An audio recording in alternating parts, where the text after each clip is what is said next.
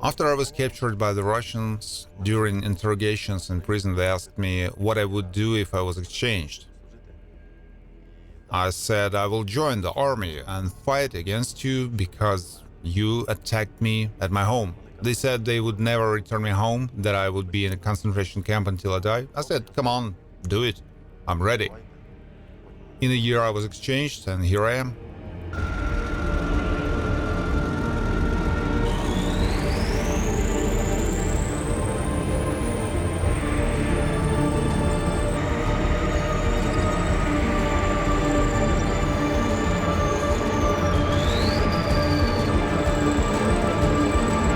C1, Cornation.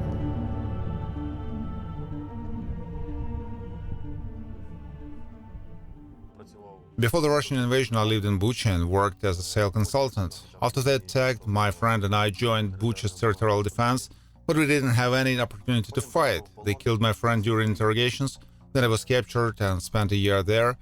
They told me I would never return home, but I was exchanged and I refused rehabilitation and psychologist's help. I spent a little time with my family and went to sign a contract to be an artilleryman.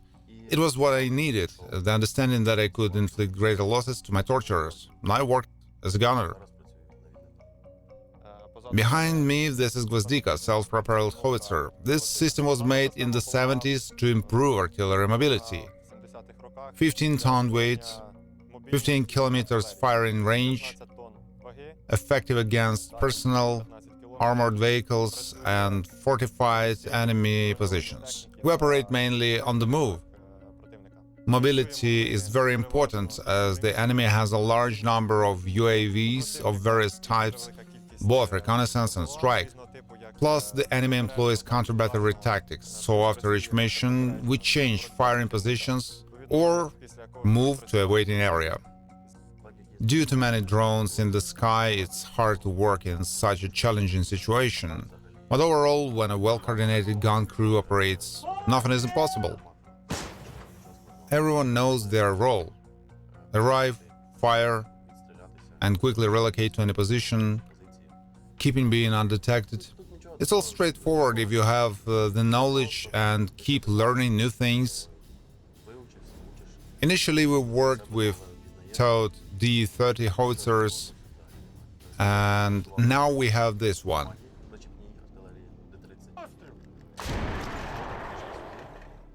At first, it felt a bit uncomfortable due to the confined space, where you are not able to freely look around. Everything is locked down. We're sitting here with the commander and gun pointer, supporting each other. We're in good spirits. We go out, do our job and return. With D-30 howitzer, we needed a heavy vehicle to tow it. It was hard to transport it in bad weather. It's tough work. This one drives on its own. We finished, got orders to relocate and camouflage. In a moment we start moving. It's easier.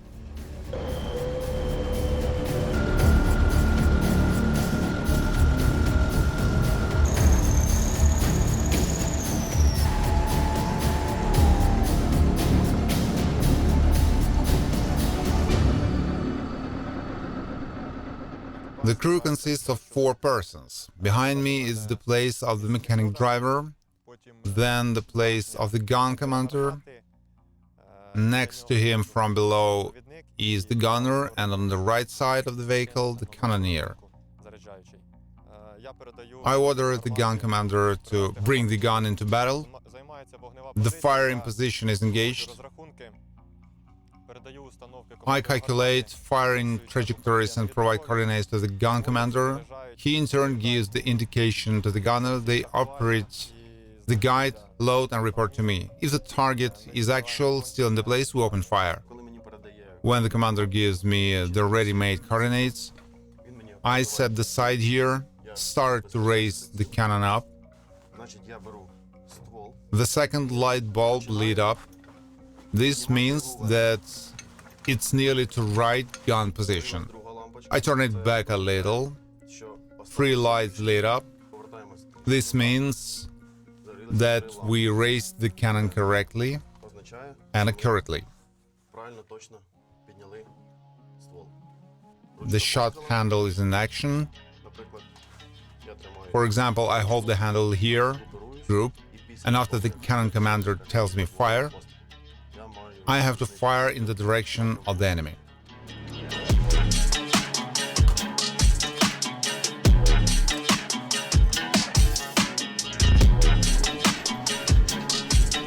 The protractor is entered correctly, it looks at the side. Any system works wonders in the hands of trained personnel.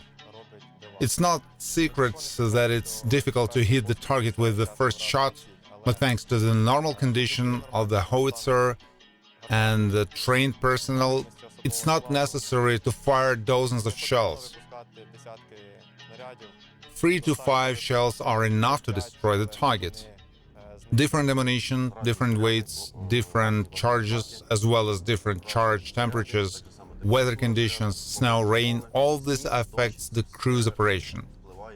Our drone adjusts the fire, fixes where the hit was, and then our headquarters evaluates and transmits new protractors and new coordinates to the senior officer of the battery.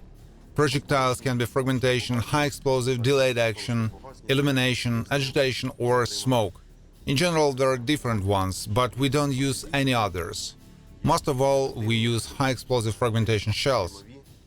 When the enemy starts an assault, we work with fragments, so you can stop their attack in a couple of minutes. The enemy forces will immediately hide when they hear the flying and spinning sound of the shell after the shot.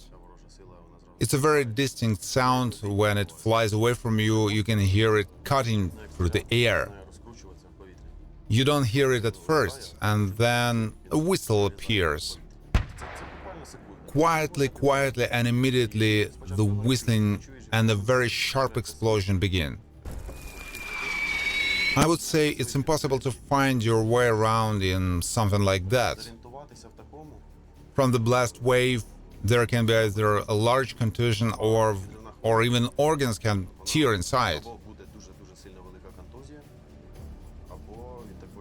A person doesn't feel it at first, it's a second. After the shell explodes, a large wave of shrapnel comes out. They make lacerated, penetrating wounds or breaking arms, legs.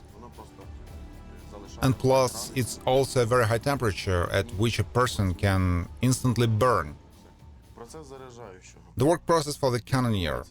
After the command charge, he moves the handle, then raises it, sends it to the end,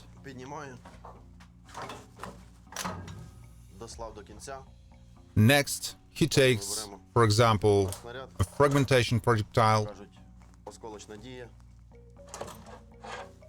pulls it out, puts it down, takes the charge, puts a shell and adds it there. The wedge is closed, that's all, the gun is ready for battle. The Russian army often uses shells with fletched, but we don't work with them because they are prohibited by the Geneva Convention. They contain many darts inside, and when they get into a person's arm or leg, anywhere, for example, the wounded can have blood contamination. This gun is old, but with the skillful work of a crew, it causes great losses to the enemy. We have different types of howitzers in our unit. I'm glad that I can work on different ones. We will continue to work, study and improve, ready to destroy the enemy until he returns to where he came from. With skillful hands, working brains, and willingness to self-improve, you can work and have results with anything. And if this vehicle is taken care of, serviced in time and carefully, it can show a lot.